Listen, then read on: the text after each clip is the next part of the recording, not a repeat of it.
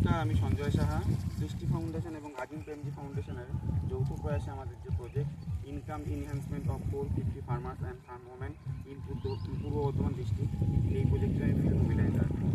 আমরা চাষিদের যে ধানের বীজ দিয়েছিলাম, একজন বেনিফিশিয়ারি তিনি বীজতলা থেকে ধানের বীজ নিয়ে আজ রোয়া করবেন। তাই আজকে আমরা এসে উপস্থিত হয়েছি পূর্ব বর্ধমান জেলার পূর্বস্থলী 1 নম্বর ব্লকে চক বামনগুড়িয়া গ্রামে। এখানে একজন বেনিফিশিয়ারি আছেন, তিনি পদ্মবিতা এপিএফ এসএইচজি এর সদস্যা সুনবী ওরাও। তিনি আমাদের দেখানো লাইন সোয়িং পদ্ধতিতে জমিতে ধানের বীজ বুনছেন এবং তার মুখ থেকে আমরা এই চাষ সম্পর্কে যে